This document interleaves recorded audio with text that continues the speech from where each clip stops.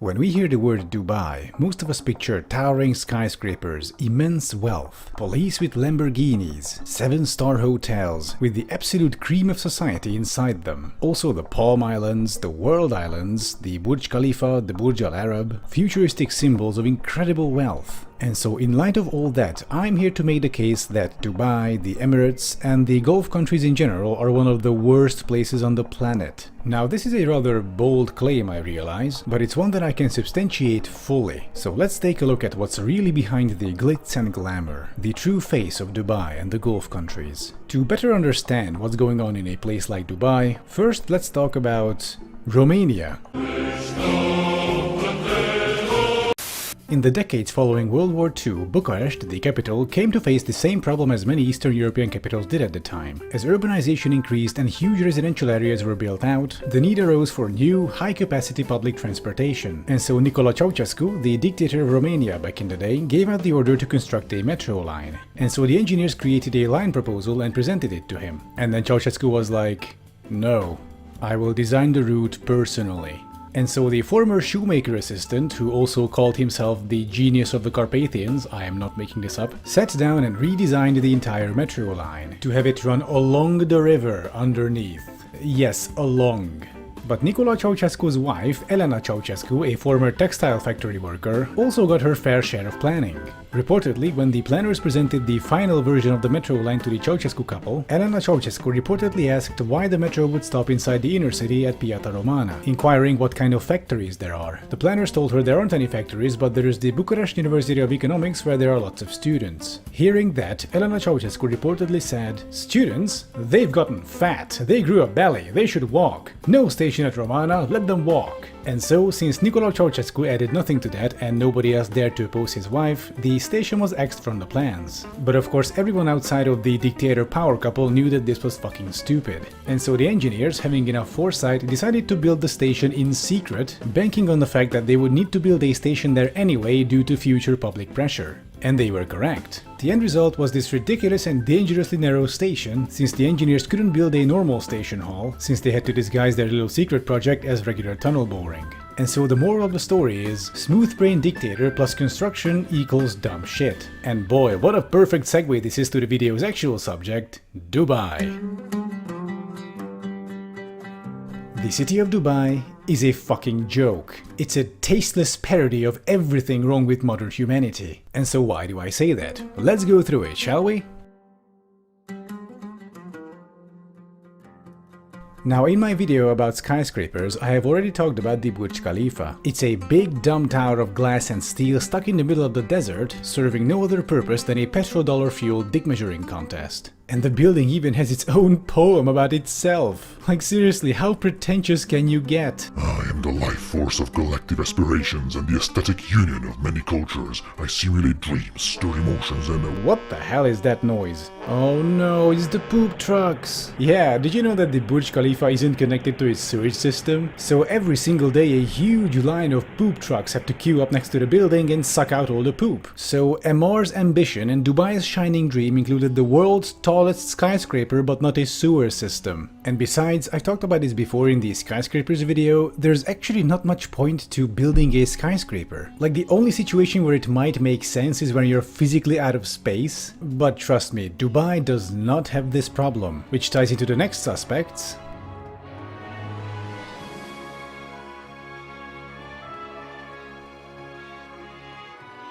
Dubai's Palm Islands are the OG symbols of the city. The construction of the first one, the Palm Jumeirah, started in 2001, if you can believe that. And according to Google's satellite images, it's still not finished, it's still getting built out. And just for good measure, let's take a look at what they actually built here. I mean, these things do look nice from space, but what are they really, from up close and personal? Well, the stem is an 8-lane urban freeway, and the leaves are just individual suburban streets. Oh, and there's also a monorail in the middle. Oh, and between The Point and Nakheel Mall, there are no stations. So then, how do people living on the leaves get on this thing? Well, it's a rhetorical question, of course. Just like the real suburbs in America, this thing was built around cars. And the second palm, the Jebel Ali, will be more the same. And then there are the World Islands, of course, which are just a complex of tiny islands for the ultra-rich and their villas. And oh my god, this looks outright post-apocalyptic, Jesus Christ. Oh, and there's a third palm under construction if the two weren't enough. Oh, and by the way, the sand they use for the palms is not desert sand. They can't use it because the grains are too big. Instead, they have to get the sand from the seafloor, and they achieve this by sucking it up with these big tanker ships. And also annihilating acres of marine life in the process. Oh, and by the way, these palm islands were built on top of natural coral reefs, which they just ended up basically burying. Oh, and according to NASA measurements, all these islands are sinking at a rate of 5 millimeters per year. And by the way, have you heard about this thing called the rising sea levels? According to the Environment Agency Abu Dhabi, under the most severe climate change scenario, nearly all of Dubai, including the Palm Islands, would be underwater. Alright, so let me get this straight. You had all the money and power in the world to create anything, and you have paid money to annihilate a coral reef to build a sinking suburb on top of it. Perhaps I treated you too harshly. And here's the kicker about these islands. That's right, I'm still not done. Why build them on the sea to begin with? I mean, you have the desert. You have all the space you will ever need. So why not just build the palms inverted into the land? You know, having the actual body of the palm not out of sand but out of water. It would look just as impressive from space, and it wouldn't even demolish all the aquatic life. Hang on a second, they did do something like this already, just below the palm tree. And oh no, these are American-style suburbs? Oh man. I can't believe it. They took the worst urbanism practices from the US and they implemented it one-to-one. And we actually have all the circles of urbanism hell in here. Copy-paste housing, cul-de-sacs, giant highways cutting through the area, no public transportation, a 12-lane arterial road, Jesus Christ. And so this will be our segue to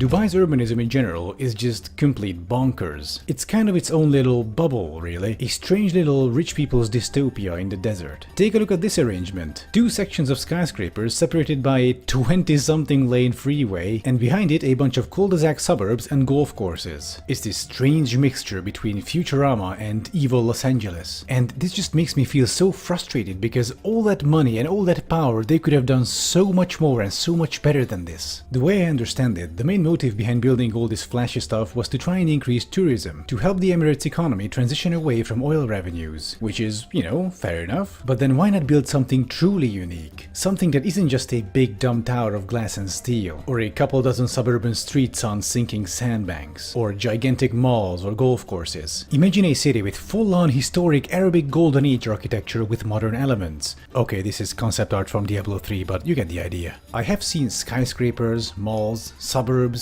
urban freeways, or golf courses before. What I haven't seen is a historical or at least historicist Arab city. That would be a great way of spending all those petrodollars, or at least a better way, I would say. And that might even attract a more quality crowd instead of the oligarchs, trust fund babies and nouveau-riche idiots. Okay, that's a bit unfair, but Dubai right now is not exactly a haven of intellectualism, so to speak. By the way, did you know that only 10% of the Emirates population is actually Emirati? The other 90% being immigrants and expats. Well, actually, they're all immigrants. It's just that white people came up with this word expat, so they don't have to call themselves immigrants abroad because that word is reserved for brown people. Speaking of which,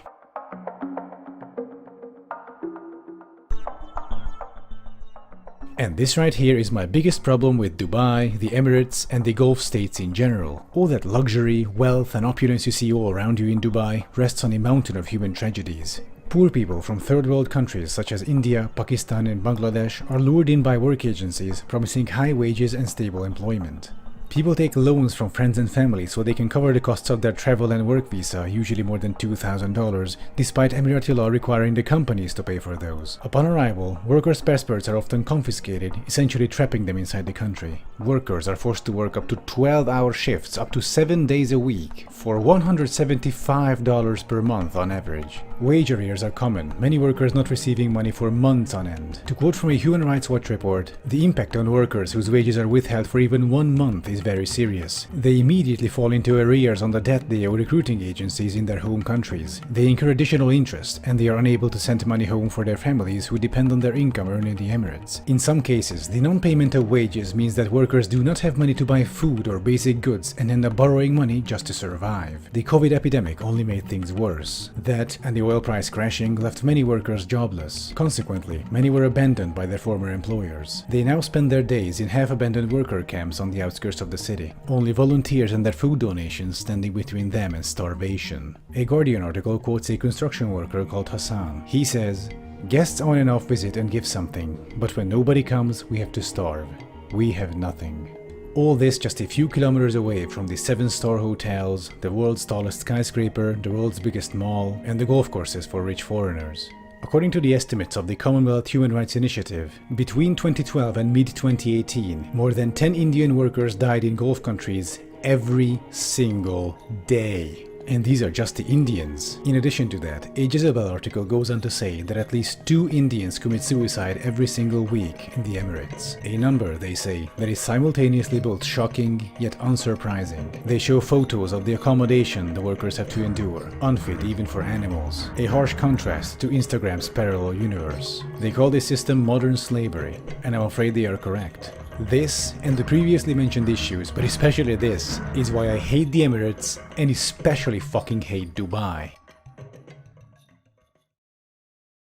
The city of Dubai is a fucking joke, one that's unusually cruel. It's a twisted parody of everything wrong with modern humanity. I'll leave you with a poem from Bertolt Brecht, written in 1935, titled Questions from a Worker, who reads: Who built Thebes of the 7 gates? In the books you will read the names of kings. Did the kings haul up the lumps of rock? And Babylon, many times demolished, who raised it up so many times?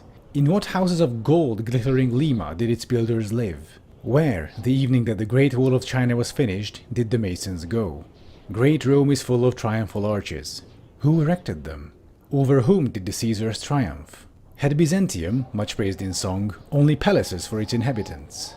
Even in fabled Atlantis, the night that the ocean engulfed it, the drowning still cried out for their slaves.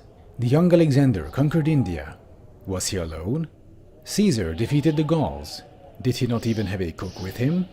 Philip of Spain wept when his armada went down. Was he the only one to weep? Frederick II won the 7 Years' War. Who else won it? Every page a victory. Who cooked the feast for the victors? Every 10 years a great man. Who paid the bill? So many reports, so many questions.